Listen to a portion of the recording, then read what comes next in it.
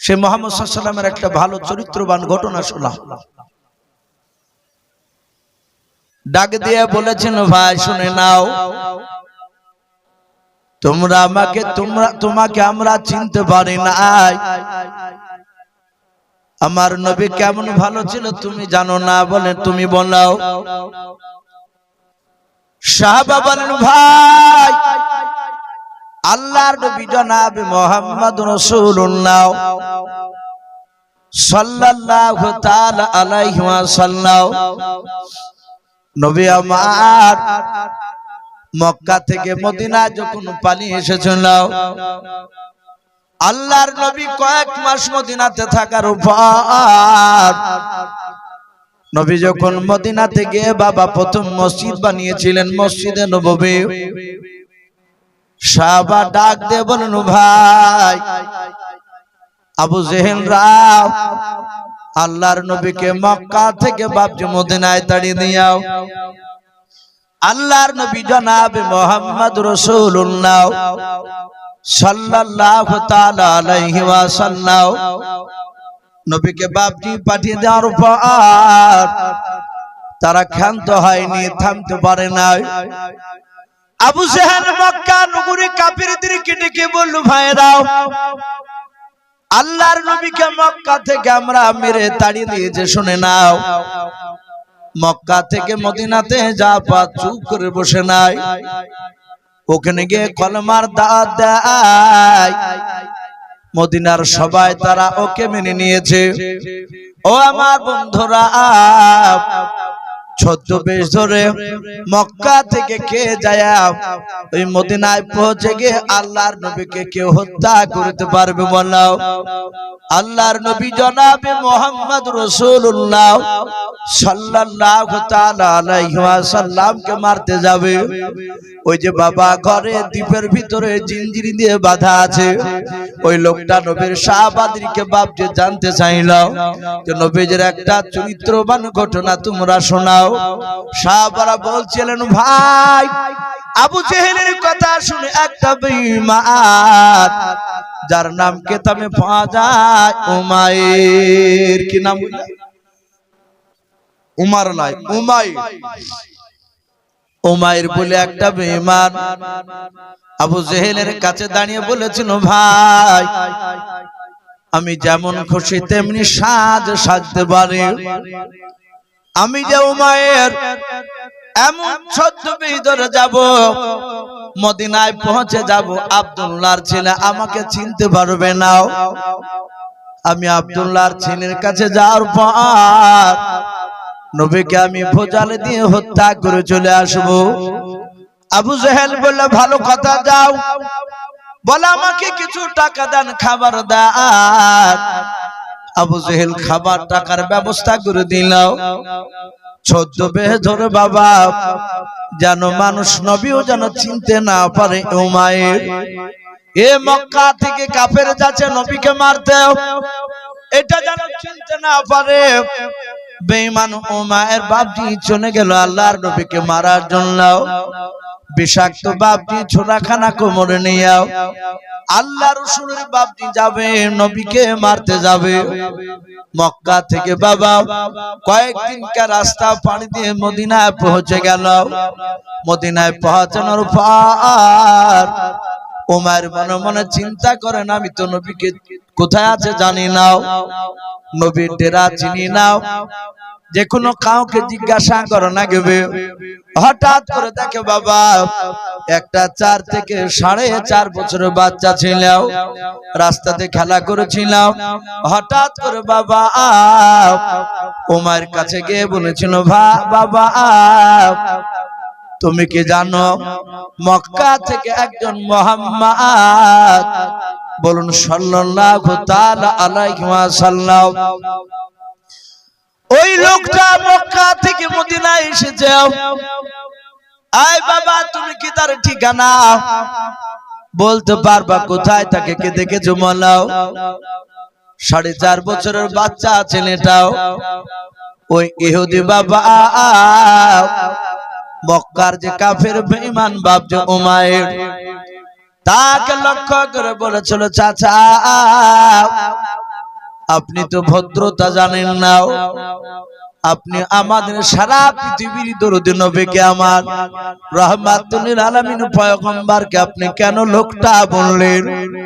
ওগো চাচা, আমার নবীকে লোকটা বলে গোনা হবে? আমার নবী রাহমাতুল লিল আলামিন পয়গম্বর দুরূদ নবী জনাব মুহাম্মদ রাসূলুল্লাহ সাল্লাল্লাহু তাআলা আলাইহি ওয়াসাল্লাম যাহাতে নবীর কথা বললেন, ইহুদি উমাইর মনে মনে চিন্তা করলো, এ তো আমি যদি তার কাছে অন্য কথা বলে সে রেগে যাবে। বলল, বাবা আমার ভুল হয়েছে, আর বলবো না। তুমি কি তার ঠিকানা দিতে পারবা? বাচ্চা ছেলেটা বলি, কেন পারবো না, আমি কিছুক্ষণ আগে তার কাছে বসেছিলাম। ওগো চাচা, আল্লাহর দরদে নবী আমাদেরকে খেলা করতে যেতে বললেন, আমরা নবীর কাছ থেকে বেরিয়ে চলে এসেছি।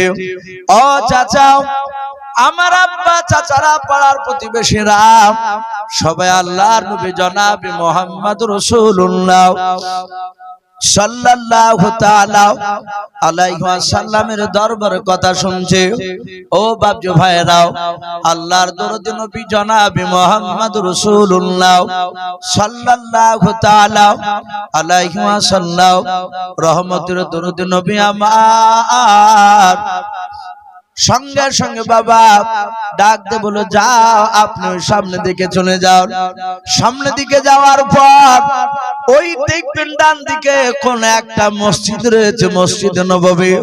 ওই মসজিদে গেলে আবার নবীজিকে দেখতে পাবেন। বাচ্চা ছেলেটার ঠিকানা পাওয়ার পর ওই উমায়ের বেঈমান দেখলো আমার বড্ড উপকার করলো। উমায়ের পকেট থেকে 5 টাকা বের করে বলেছিল, বাবা এই টাকাটা নাও, তুমি আমার উপকার করে দিলাও। বাচ্চা ছেলেটা 4 থেকে 4.5 বছরের বাচ্চা ছেলেটা হাত ওখানা জোড় করে বলেছিল, ওগো আমার চাচা, বেয়াদবি হলে মাফ করবেন চাচা। আল্লাহর নবীজি বলেছেন কারো উপকার করে টাকা নিতে নাই। জোরে বলুন সুবহানাল্লাহ। আল্লাহর নবী জনাব মুহাম্মদ রাসূলুল্লাহ সাল্লাল্লাহু তাআলা আলাইহি ওয়াসাল্লাম রহমতের দরদি নবী আমার। ও বাপজি ভাইরাও, যাহাতে বাপজি এই কথা বললাম, ইহুদির বাপজি উমায়ের বেঈমান, আল্লাহ রাসূলের বাপজি বাচ্চা ছেলেটার ভিতর বাবা চরিত্রটা বাপজি ফুটে দেখে মনে মনে চিন্তা করলো, আরে মুহাম্মদ সাল্লাল্লাহু তাআলা আলাইহি ওয়াসাল্লাম কয়েক মাস না হতে হতে গোটা মক্কার নয় মদিনার ছোট ছেলে বাচ্চা ছেলেকেও জাদু করে ফেলাছে। ওদেরকে তো জাদুবাড়ি বলতো করা।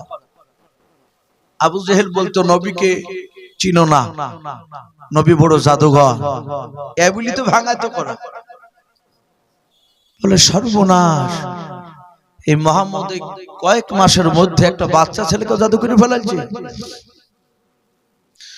আল্লাহ রাসূলের বাপ ওই বাচ্চা ছেলেটা টাকা নিল না। উমাইর সুজা বাপজি মসজিদে যাওয়ার পর মসজিদে নববীর বাবা ভিতরে আপনার প্রবেশ করলো না। যে কোনো বাবা একটা ডালের বাবা কান লাগিয়ে দিয়ে নাই, এভাবে বাবা খাজুর পাতার বাপজি পাতাগুলো ফাড়ি দিল। কারণ বাবা আল্লাহ নবীজির সেই সময় মসজিদে নববী খাজুর পাতার ডালে দিয়েছিল বাপজি বেড়া, আমাদের মতন পাকা না। ওই উমায়ের কোমরে বাপজি বিষাক্ত ছুরা আপনার নিয়েছে, বিষ মাখানা ছুরা। আল্লাহর নবীজির শরীরে বাপজি একটু কেটে দিলে, চামড়া কেটে দিলে নবী যেন আর বাঁচতে না পারে। বিষাক্ত ছোড়া নিয়ে আল্লাহর নবী জনাব মুহাম্মদ রাসূলুল্লাহ সাল্লাল্লাহু তাআলা আলাইহি ওয়াসাল্লামকে বাপজি বাবা মারার জন্য বাপজি মনে মনে চিন্তা করল। আল্লাহর নবীর দলবল থাকলে তখন যাওয়া যাবে না, নবী যখন একা থাকবে তখন আমি নবীর কাছে যাব, আমি দেখি নবীর সাহাবারা আছে কিনা। যাহাতে বাবা ইহুদি বাপজি খেজুর গাছের পাতা গুলো ফাড়ি দিয়ে দেখতে গিয়েছে। আল্লাহর নবী সাহাবাদের সামনে আলোচনা করেছিলেন। আলোচনা করতে করতে বাবা নবী আমার এইভাবে পেছন দিকে বাপজি যখন তাকিয়েছেন, আর ইহুদি ওই সময় খেজুরের পাতাগুলো বাপজি ফাড়ি দিয়াও আল্লাহর নবীকে দেখছেন। নবী একা আছেন না, সাহাবাদেরকে নিয়ে বসে আছে। যাতে বাপজি ওই সময় তাকাচ্ছিল, আল্লাহর নবীর নজরখানা ওমরের চেহারার দিকে পড়ে গিয়েছে। দরদি নবী চিনে নিয়েছে, এই তো সে মক্কার উমায়ের। আমার কাছে এসেছে, হয়তো বেচারা ভুল বুঝতে পেরেছে, আমার সাথে দেখা করার জন্য এসেছে। আমার মনে হয় আমার সাহাবাদেরকে দেখে হয়তো ভয়ে আসতে পারে না। অত বড় নবীর দিল দেখুন। আল্লাহ রাসূল বলেন, ওগো সাহাবায়ে নাও, যা তোমরা এখনই বাড়ি চলে যাও। সাহাবায়ে কেরাম রাদিয়াল্লাহু তাআলা আনহুম আজমাইন গুনে দাও। নবীর কথা শুনে বাপজি চলে যাচ্ছেন। একবার পেছন দিকে তাকায়, আর একবার বাপজি নবীর দিকে বাপজি নয়, সামনের দিকে তাকায়। আল্লাহর নবী বলেন, ওগো সাহাবারা, আমি তোমাদেরকে যেতে বলেছি, আর তোমরা সামনের দিকে পা ফেলছো, আর পেছন দিকে আমার দিকে কেন ঘুরে ঘুরে তাকাচ্ছো বলো? সাহাবারা বলেন, নবী গো, আপনার কাছ থেকে যেতে আমাদের মন চাই না। বলুন সুবহানাল্লাহ। ও নবীজি, আপনাকে বড্ড ভালোবাসি। আল্লাহ রাসূল বলেন, সাহাবারা তোমরা এখন চলে যাও, কিছুক্ষণ পর তোমরা আসবা। সাহাবারা বাপজি চলে গেল। আল্লাহর নবীজি ভাবে পেছন দিকে বাপজি মুখটা ফিরে নিয়াও। আল্লাহর নবী ডাক দিয়ে বলেন, ওগো আমার উমাইর ভাই, তুমি আর মসজিদের পেছনে আড়ালে লুকে থেকো না, তুমি ভেতরে এসো। ওমর দেখলে তো দেখে নিয়েছে, সঙ্গে সঙ্গে বাবা আল্লাহর নবীজির মসজিদে নববীর দরজা দিয়ে রে বাবা পা যখন আপনার সামনে দিকে বাবা ফেললেন, যাহাতে দরজার ডান পাটা ঢুকেছে। ওমায়ের বাম দিকে ডান দিকে রে বাবা দুই দিকে তাকে দেখতে দরজার আড়ালে কোন সাহাবা লুকে আছে কিনা। আল্লাহর নবী বলেন, ও সাহাবা নাই, ওগো উমাইর ভাই, আমার কোন সাহাবা এখন মসজিদে নববীতে নাই, আমি একাই ছাড়াও। ওরে আমার উমাইর ভাই, তুমি ভয় করো না ভাই, ভাই তোমার ভয় নাই। উমার বাপজি সোজা নবীর দরবারে চলে গেল। আল্লাহর নবীকে বাবা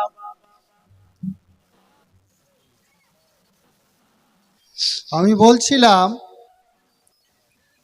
আমাদের জালসার কমিটি আমাদের ইসলামপুর থানার ওসি সাহেবকে, যিনি বড়বাবু, তেনাকে দাওয়াত করে এসেছেন। জালসার কমিটির তরফ থেকে তিনি আমাদের জালসার মঞ্চে আসবেন। তিনি জনপ্রিয় মানুষ এবং প্রিয় মানুষ, আমাদের মঞ্চে আসবে। 7:30টায় তিনি টাইম দিয়েছেন, হয়তো 10 মিনিট বা 5 মিনিট এদিকে হতে পারে। সেই জন্য আমি সকলকে বলবো, আমাদের ওসি সাহেব আমাদের মঞ্চে বক্তব্য রাখবেন। আপনারা রাস্তা ইধারে এখানে ওখানে না ফিরে আমরা মঞ্চে আমরা চলে আসব। আমরা তিনাদের কথা শুনবো ইনশাল্লাহ। তো ভাই আমি বলছিলাম, আল্লাহ রাসূলকে বাপজি সেই উমায়ের একবার দেখেছে, তে কেউ নাই, এ তো ফাঁকা। আমি বেটার এক্ষুনি আমি তার বুকে ভুজালি মেরে আমি আবু জেহেলের কাছে তার মাথা নিয়ে যাব। যাহাতে বাবা নবীর কাছাকাছি গিয়েছেন বাবা, আল্লাহর নবীকে বাপজি মারতে যাবে, ভোজালে খানা বের করতে যাবে কোমর থেকে। আল্লাহ রাসূল বলেন, ওরে উমর ভাই, বলো ভাই তোমার আব্বা জান বিছানায় পড়েছিল, আমি যখন এসেছিলাম। ওরে উমর ভাই, একটু দয়া করে বলো তোমার বাপ কেমন আছে বলাও। ওমর তোমার মা কেমন আছে বলাও। অমুক পাড়ার অমুক মেয়ে চাচি আমার কেমন আছে তুমি বলাও। ওমর আর চূড়াখানা বের করলো না, আল্লাহর নবীর চেহারার দিকে বাবা ফাল ফাল করে চেয়ে আছে। আরে এই লোকটাকে এত কষ্ট দিলাম, এত আঘাত করলাম, মক্কা থেকে তাড়িয়ে দিয়েছে, তার উপরও এই লোকটা আমার আব্বা মাকে ভুলে নাই।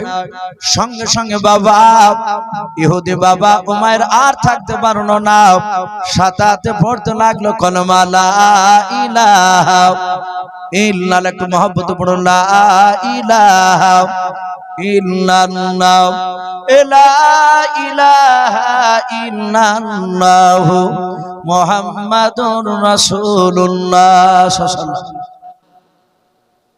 তো ভাই আমি বলছিলাম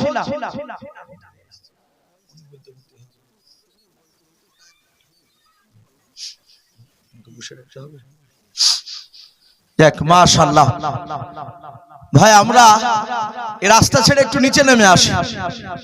আমাদের সম্মানীয় ওসি সাহেব উনি চলে এসেছে, ওনাকে ধন্যবাদ। আপনারা একটু নেমে আসুন ভাই, একটু নেমে আসুন।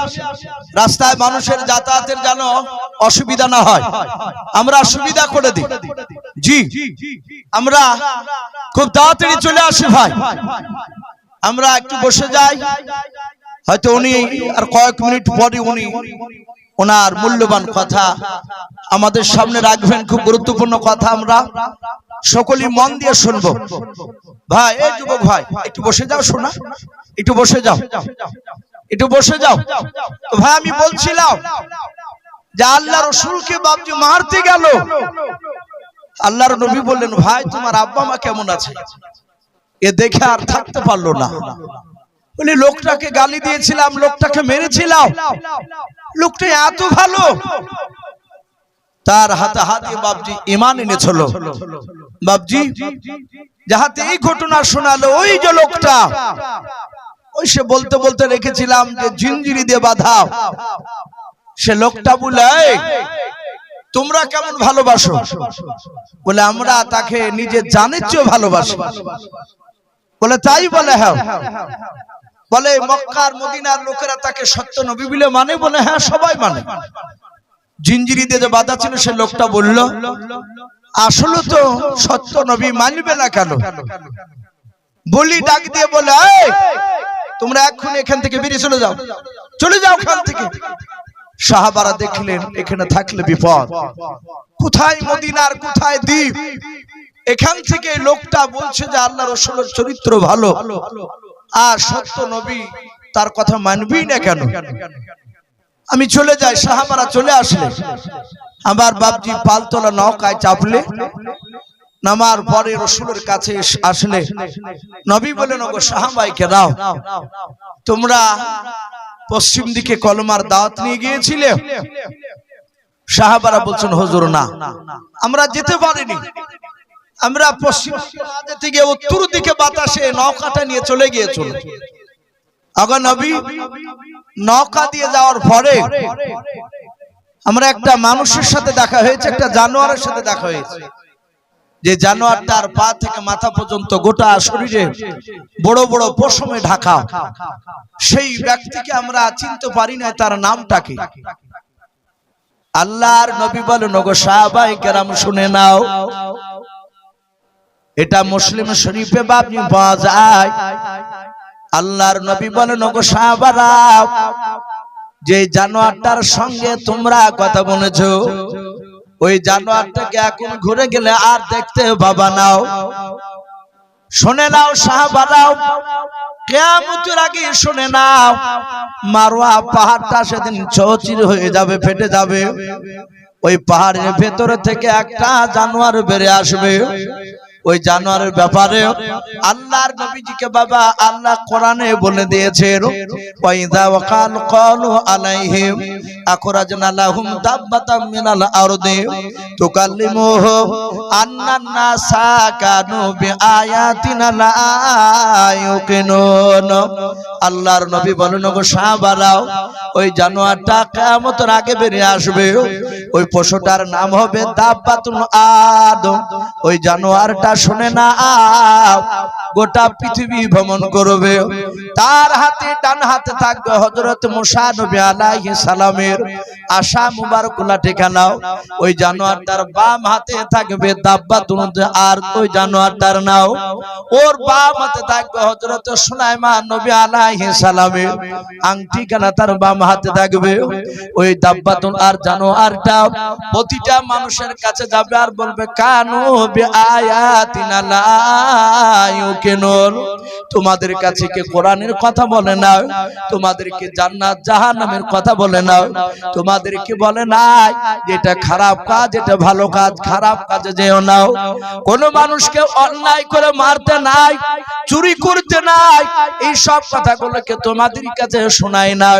এই কথা বলার পর বাবা ওই জানোয়ারটা যাদের কপালে লাঠি দিয়ে দাগ টেনে দেবে বাবা ওই ব্যক্তি চিরতরের মতো জান্নাতে চলে যাবে, আর বাম হাতের আংটি দিয়ে যার কপালে স্টাম্প মেরে দেবে ওই ব্যক্তি বাবা জাহান্নামে চলে যাবে। আল্লাহ রাসূল বলেন গো সাহাবারা ওই জানোয়ারটার নাম হচ্ছে দাব্বাতুল আর। ওগো সাহাবারা শুনে নাও, ওই যে তোমরা যেই মানুষটার সাথে দেখা করেছো ওই মানুষটার কি একটা চোখ কানা ছিল বলে? হ্যাঁ। আল্লাহর নবীজি বলেন সাহাবারা আমি তোমাদের কাছে যে কিছুদিন আগে আমি যে দাজ্জাল সম্পর্কে বলেছিলাম ওই ব্যক্তি হবে দাজ্জাল। সাহাবা তোমরা খুব সাবধান হয়ে থাকবে, তোমরা ওই দাজ্জাল থেকে দূরে থাকবে। দাজ্জাল মানুষকে ভালো দিকে নিয়ে যাবে না, খারাপ শিক্ষা দিবে। তো ভাই যাই হোক, সম্মানীয় মানুষ বাপজি আমাদের পাশে এসে বসে আছে, ওনাকে বসে রেখে বাপজি কথা বলা এটা বাপজি এটা উচিত হচ্ছে না, এটা আদবের খেলাফ। তো যাই হোক, ওনাকে বাপজি দাওয়াত দিয়েছিলেন জালসার কমিটি পক্ষ, উনি এসেছেন আলহামদুলিল্লাহ, আমরা খুব খুশি হয়েছি। এটাই দরকার বাপজি, উনি খুব ভালো মানুষ, ওনার নাম আমি অনেক মানুষের মুখে শুনেছি। তো যাই হোক, উনি বসে আছে, আমি আপনাদের কাছে বাপজি বেশ অনেক কথা আলোচনা করেছি, বলার মধ্যে ভাষার মধ্যে যদি ভুল হয়ে যায় সকলে ছোট ভাই কিংবা ছোট ছেলে হিসেবে ক্ষমা করবে। আমি আরেকবার বলি ভাই, আমরা সকলেই বাপজি মিলেমিশে থাকবো, আমরা ছোটদেরকে বাপজি স্নেহ করব, বড়দেরকে বাপজি আমরা শ্রদ্ধা করব, বলুন ইনশাআল্লাহ। তার সাথে সাথে বাপজি 5 ওয়াক্ত নামাজ পড়বো। আল্লাহ আমাদের সকলকে কোরআন এবং সুন্নাত অনুযায়ী চলা তৌফিক দান করুন, বলুন আল্লাহুম্মা আমিন। এই বলে আমার বক্তব্য শেষ করলাম। ওয়া আখিরি দাওয়ানা আনিল হামদুলিল্লাহি রাব্বিল আলামিন। আসসালামু আলাইকুম ওয়া রাহমাতুল্লাহি ওয়া বারাকাতুহু। এবারে আমরা আমাদের